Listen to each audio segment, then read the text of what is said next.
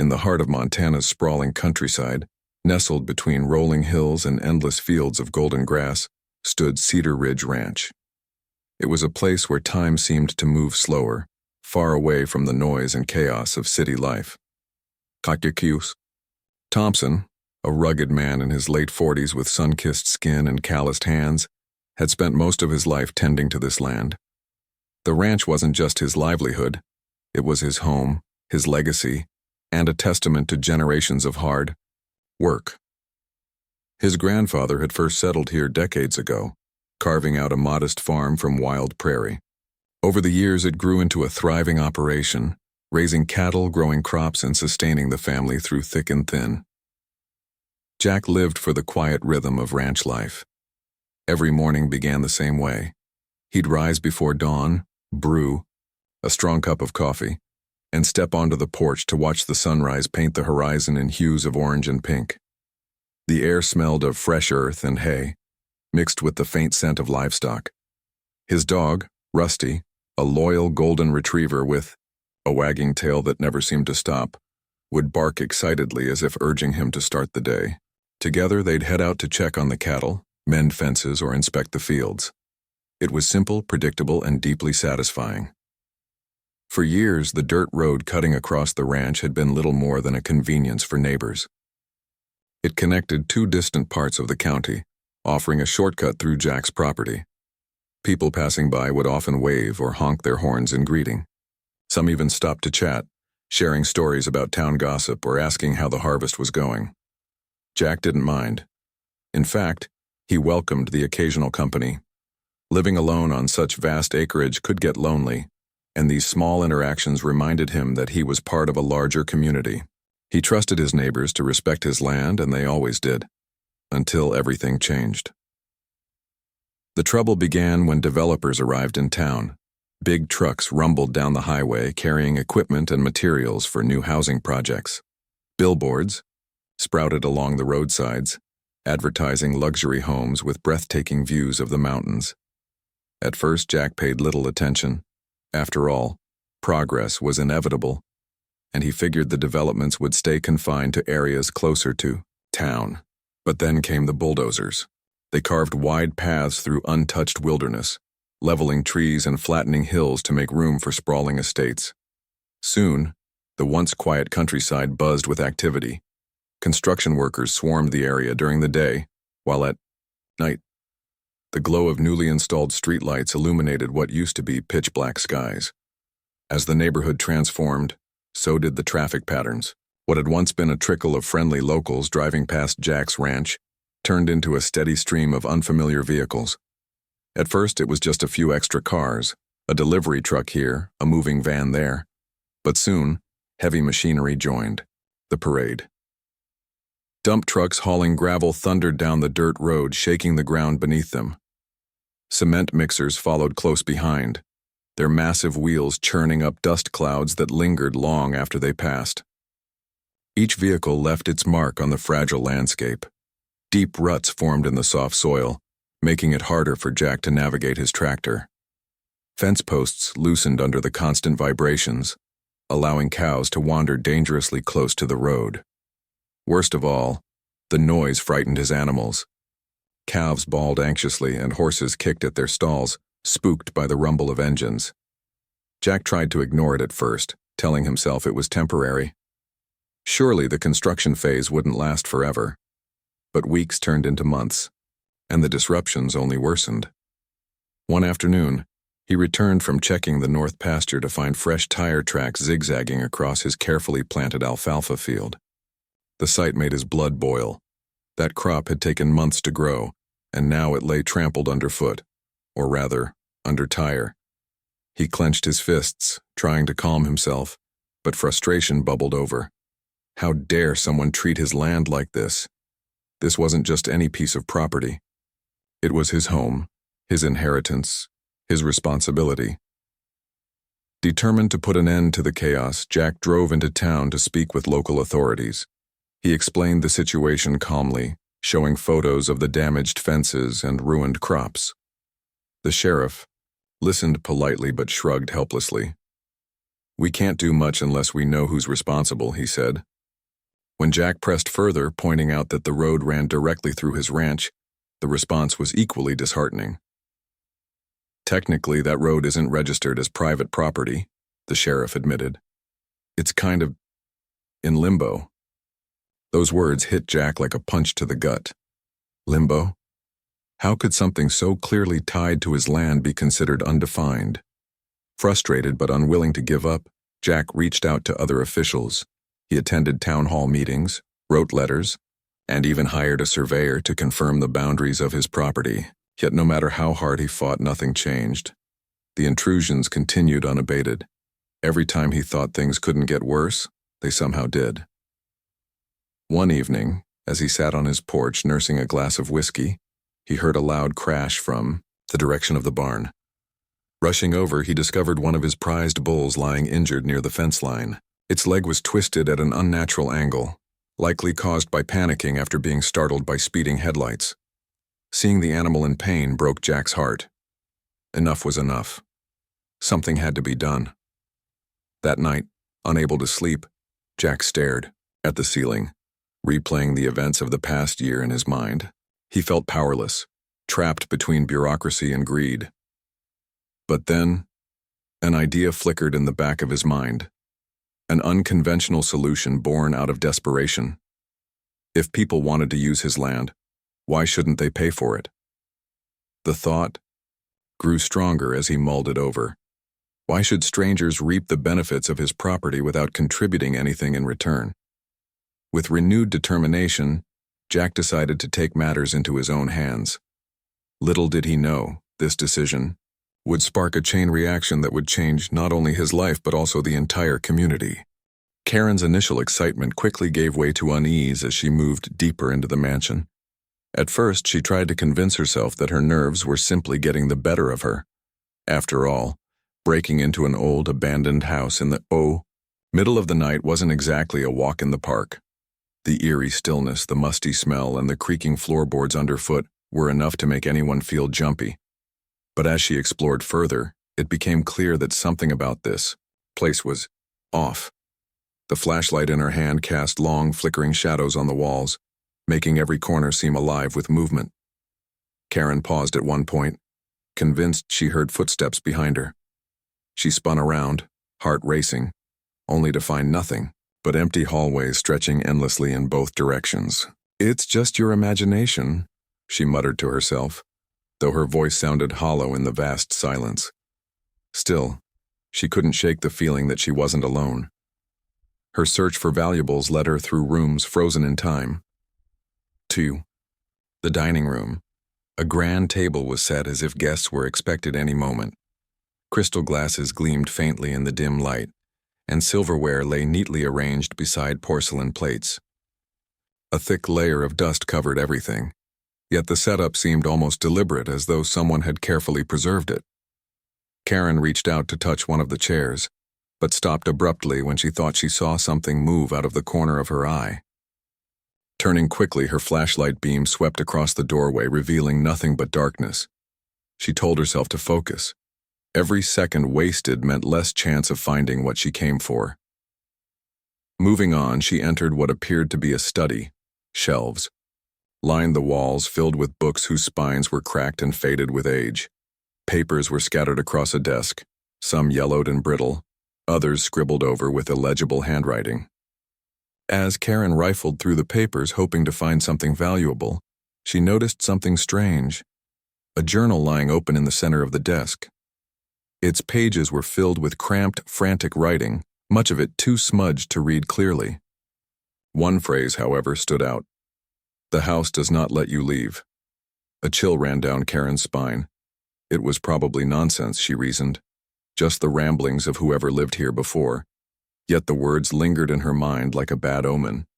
Shaking her head, she shoved the journal aside and continued searching. But no matter where she went, the same unsettling feeling followed her. The sense that the house itself was watching her, waiting for something. It wasn't until she tried to retrace her steps that things took a darker turn. Karen had been careful to keep track of where she'd come from, marking certain doorways mentally so she could find her way back.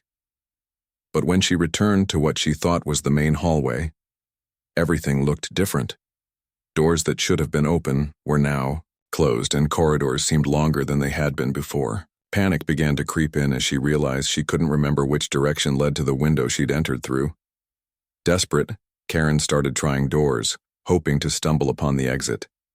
Each one opened easily enough, but instead of leading, outside they revealed more rooms, some familiar, others completely new. There was a bedroom with a canopy bed draped in moth-eaten curtains, a music room with a piano whose keys were coated in grime, and even a conservatory filled with dead plants. None of them had windows large enough to climb through, and none offered a way out. Finally, Karen found herself standing in front of a heavy wooden door that seemed vaguely familiar. This had to be it, she thought. Pushing it open, she stepped inside and immediately froze. The room beyond wasn't the entrance hall she remembered. Instead, it was a small circular chamber with no windows and only one other door. On the wall opposite her, a single word was carved deeply into the stone. Locked. Her breath hitched as she turned to leave, only to discover that the door she'd just come through had slammed shut behind her and wouldn't budge. Panic surged through her body as she pounded on the door with her fists. "Let me out," she shouted, her voice echoing eerily in the confined space. When that didn't work, she tried the other door, yanking on the handle with all her strength. Nothing. Both doors were sealed tight, trapping her inside. For several minutes, Karen stood there, chest heaving, trying to process what had happened. How could this be possible? She hadn't seen any locks or bolts on the doors, and yet they refused to open. As the reality of her situation sank in, Karen sank to the floor, clutching her knees to her chest. Her mind raced with questions. Was this some kind of elaborate prank? Had the owner installed hidden mechanisms to trap intruders? Or was there something else going on here? Something she couldn't explain? Whatever the reason, one thing was certain: she was stuck, trapped in a house that seemed determined to keep her prisoner. Time passed slowly, though Karen lost count of how many hours, or maybe days, had gone by. Hunger gnawed at her stomach and thirst made her throat dry, but those discomforts paled in comparison to the fear gnawing at her mind. She tried yelling for help, banging on walls, anything to attract attention, but the mansion remained eerily silent. No cars drove by outside, no neighbors wandered close enough to hear her cries. It was as if the world beyond the mansion had ceased to exist. In quieter moments, Karen allowed herself to think about her son. What would happen to him if she never made it home? He was staying with their neighbor while she worked her overnight shift. But how long would it take for someone to realize she was missing? Would he wonder why she hadn't come back?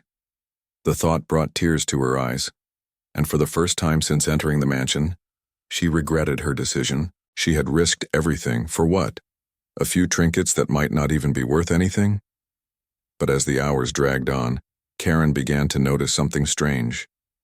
While she was trapped, the house didn't seem entirely hostile. Though it kept her confined, it also provided subtle comforts. A pitcher of water appeared on a side table in one of the rooms she explored, along with a loaf of bread wrapped in cloth. When she shivered from the cold, a blanket materialized on a chair nearby. These small gestures confused her. If the house wanted to punish her, why bother helping her survive? Despite these odd kindnesses, Karen knew she couldn't stay trapped forever. She needed to find a way out, not just for her sake, but for her son's. And so, with renewed determination, she resolved to explore every inch of the mansion, no matter how terrifying it might be. Somewhere within its labyrinthine halls, she was sure lay the key to her escape. Little did she know, however, that the journey ahead would force her to confront far more than locked doors. It would challenge everything she believed about herself, her choices, and the true cost of freedom. Karen's resolve to escape grew stronger with each passing hour, but the mansion seemed determined to test her patience and her sanity. As she wandered through its endless halls, she began to notice things that defied logic. Doors that had been locked moments ago would suddenly swing open on their own. Shadows moved across walls without any apparent source of light. Whispers echoed faintly in the distance, too soft to make out clearly, but unmistakably present.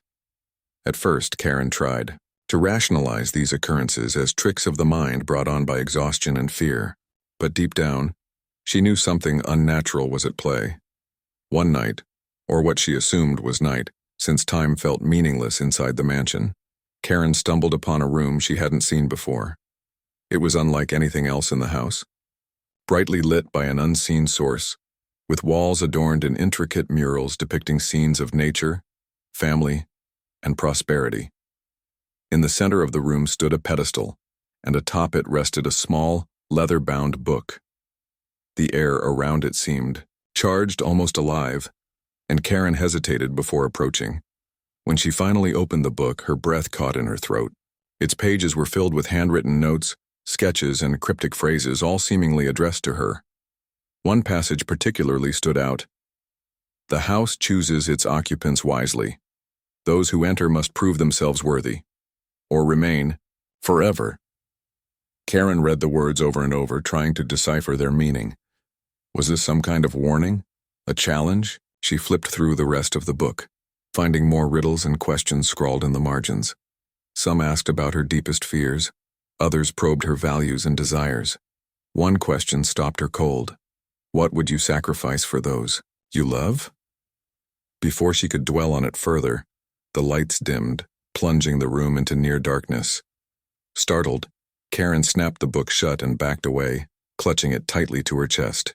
As she turned to leave, she heard a low hum emanating from the walls, growing louder until it vibrated through her entire body. Suddenly, the floor beneath her feet shifted slightly, causing her to stumble.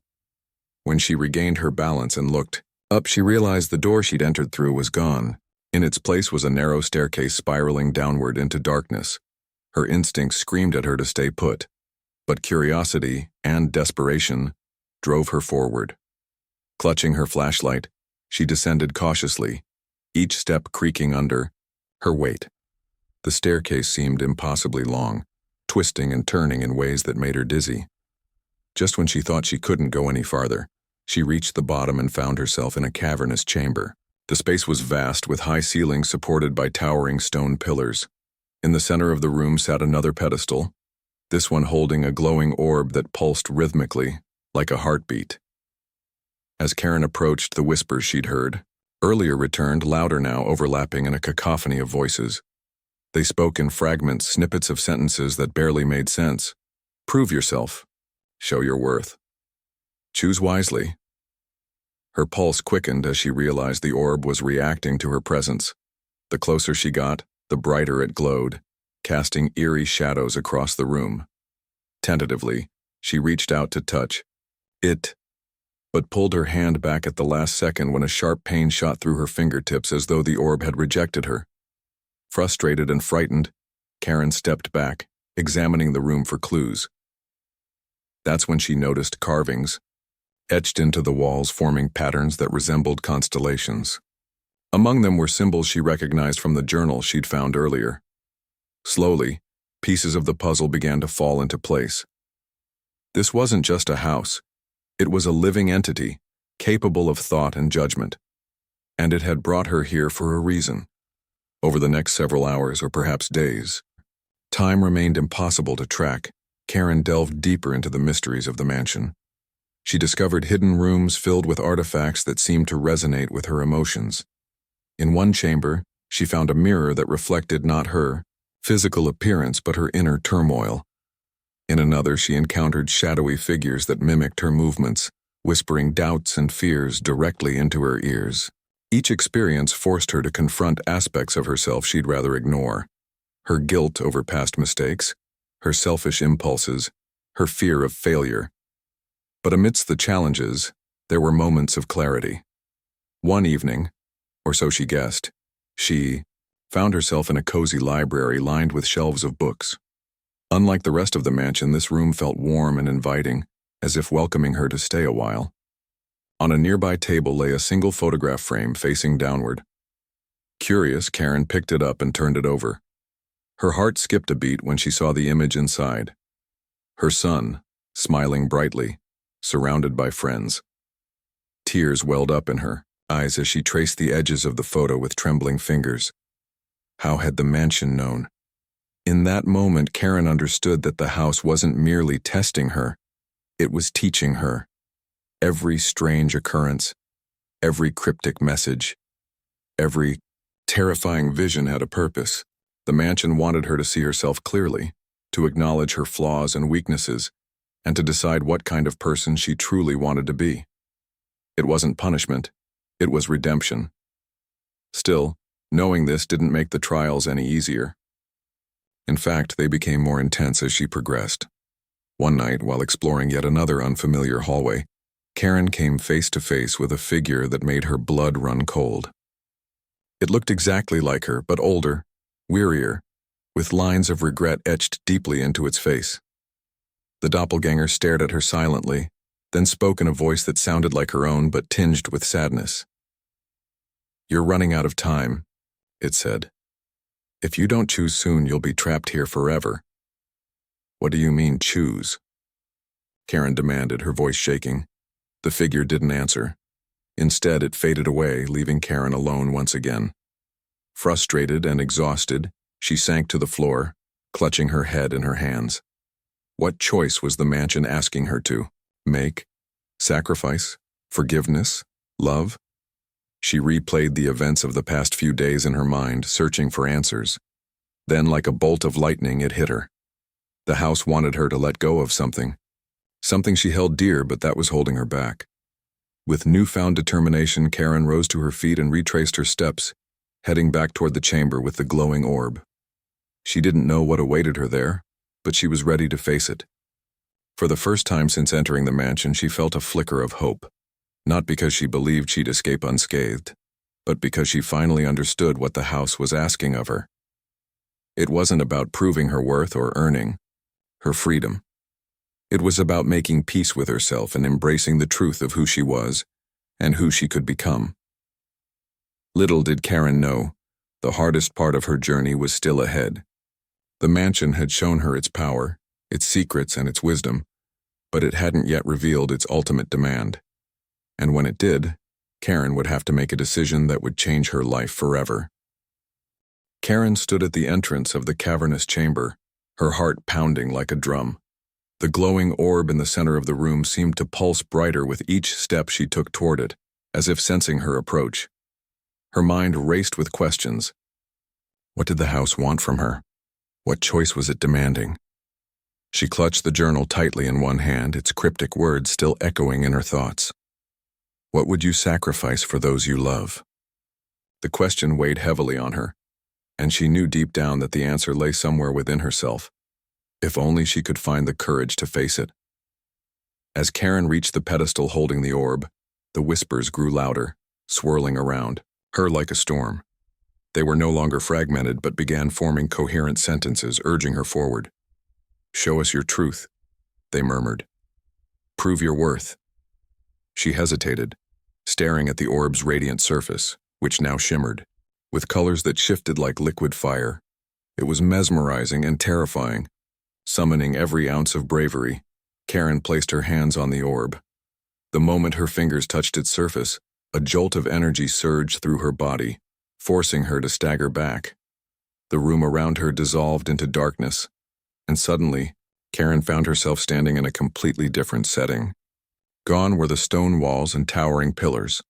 Instead, she stood in the middle of a cozy living room bathed in warm golden light. The furniture was simple yet inviting, and photographs lined the walls, capturing moments of joy and laughter. But what caught Karen's attention most was the figure sitting on the couch, a little boy drawing pictures with crayons. It was her son. Tears welled up in Karen's eyes as she rushed toward him, desperate to hold him close. But when she tried to touch his shoulder, her hand passed right through him, as though he were made of mist. Confused and heartbroken, she sank to her knees beside him, watching as he hummed happily while coloring. This wasn't real, she knew that, but it felt so vivid, so achingly familiar. Every detail of his face, every sound of his voice reminded her of everything she'd been fighting for since entering the mansion. Then, without warning, the scene changed. The cheerful living room faded into a dimly lit apartment, cluttered and worn. Karen recognized it instantly, It was her own home during one of her darkest periods. She saw herself in the corner, hunched over unpaid bills, tears streaming down her face as she whispered apologies to her son, who sat quietly nearby, clutching a broken toy. The memory stung, bringing back all the guilt and shame she had buried over the years. She hadn't just been struggling financially, she had let her frustration and despair overshadow the love she had for her child. The visions continued, each one more painful than the last. She relived moments when she had lashed out in anger, times when she had promised her son things she couldn't deliver, and nights when she had cried herself to sleep, feeling utterly defeated. Yet amidst the sorrow, there were flashes of hope. Her son laughing at her silly jokes, wrapping his arms around her neck after a long day, or telling her how much he loved her despite their hardships. These memories tugged at her heart, reminding her of why she had come here in the first place. When the final vision ended, Karen found herself back in the chamber, trembling and breathless. The orb pulsed steadily before her, its glow softer now, almost comforting. The whispers returned, quieter this time, guiding her toward the truth. "You have seen your past," they said. "Now tell us, what do you value most?" Karen didn't hesitate. Through tears, she whispered, "My son. He is my world. Everything I've done, all the mistakes, all the struggles, it's all because I wanted a better life for him." For a moment there was silence. Then the ground beneath her feet began to tremble, and the air grew thick with tension. A voice boomed through the chamber, deep and resonant, filling every corner of the space. "To leave this place, you must give what you most desire. Speak your truth, and the path will be revealed." Karen's stomach churned as the weight of the demand settled over her. Give what she most desired? How could she possibly part with her son? He was her reason for living, the very core of her existence. Without him, she would have nothing left. Panic surged through her veins as she struggled to make sense of the ultimatum. Was the house asking her to abandon her son? To let go of the one thing that gave her life meaning?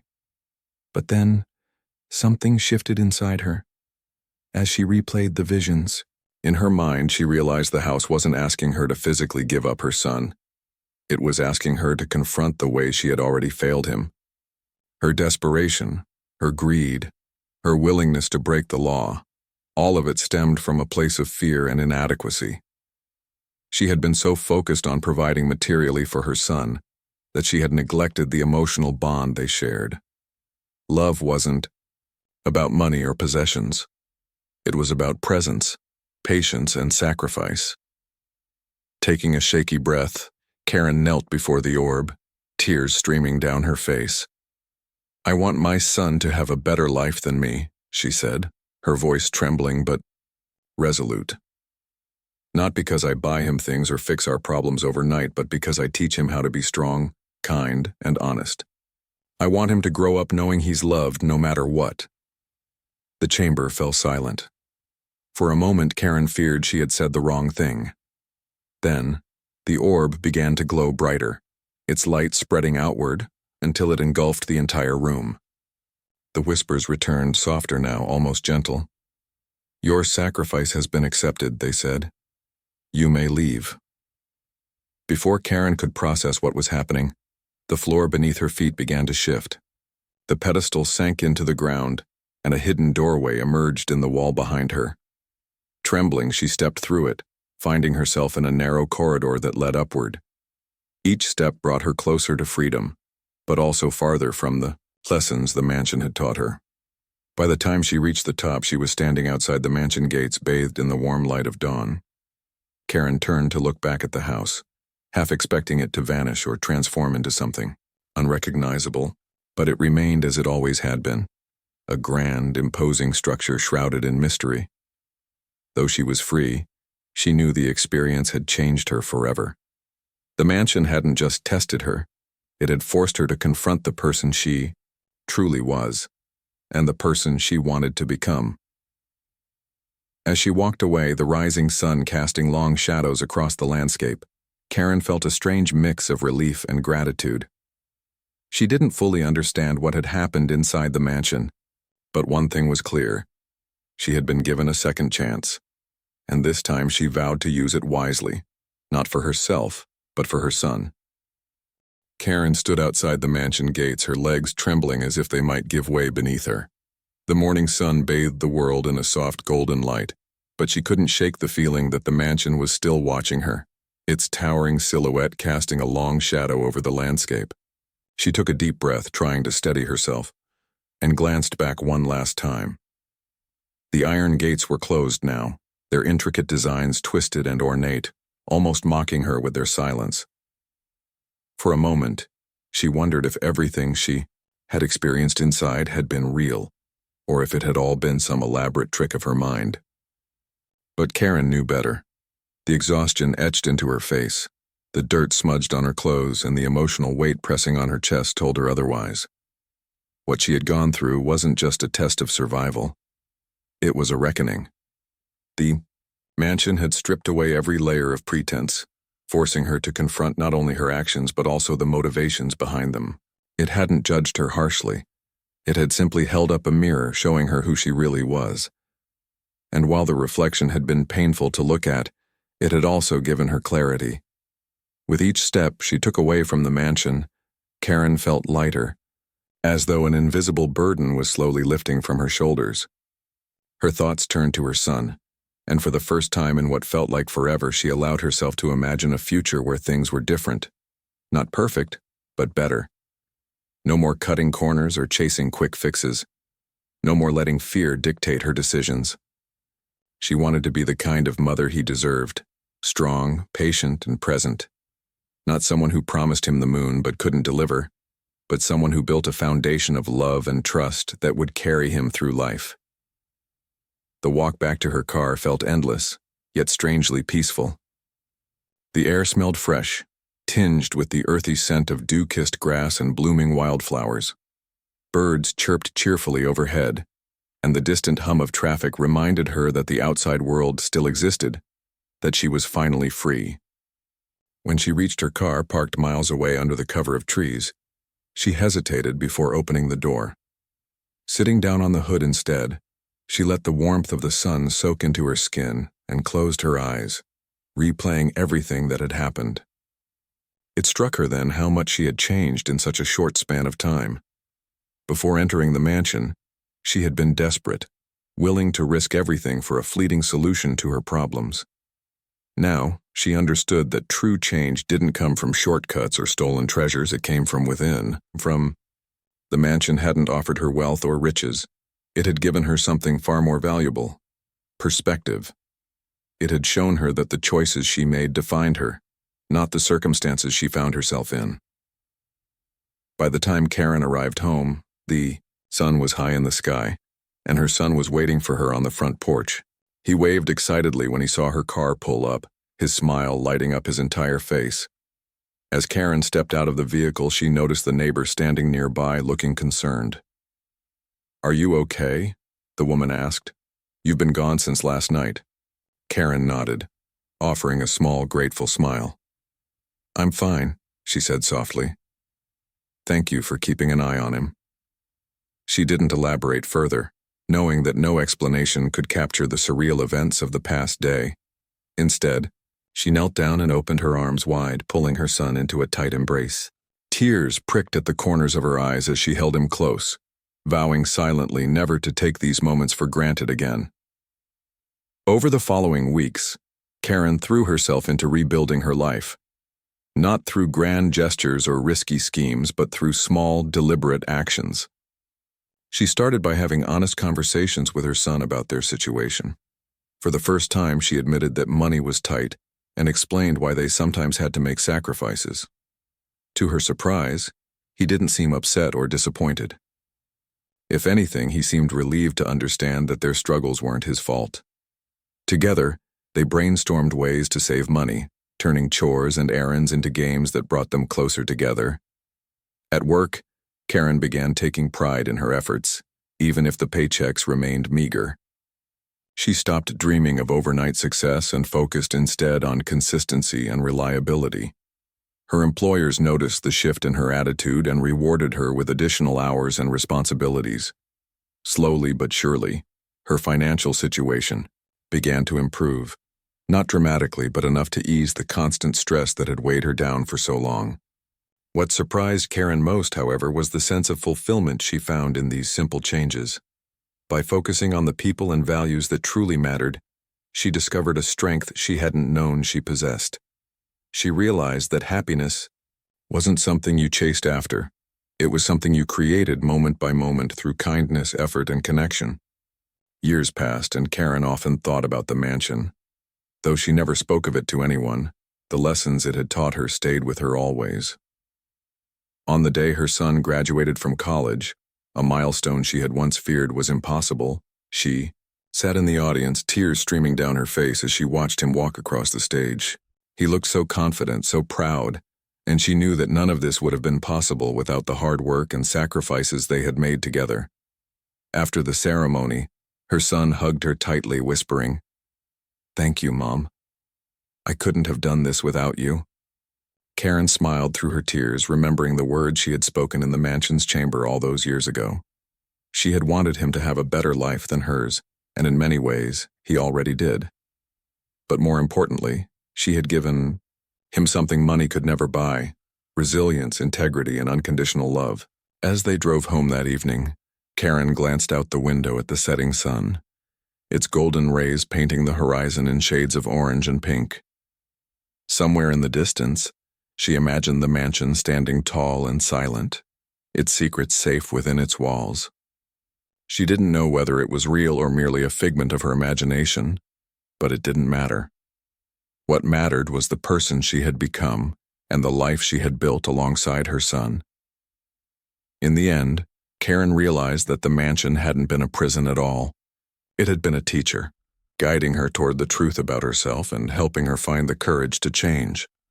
And though she would never forget the fear and uncertainty she had felt inside its walls, she was grateful for the transformation it had sparked within her. Because of it, she had learned to value not what she lacked but what she already had, and to cherish the bond that meant more to her than anything else in the world.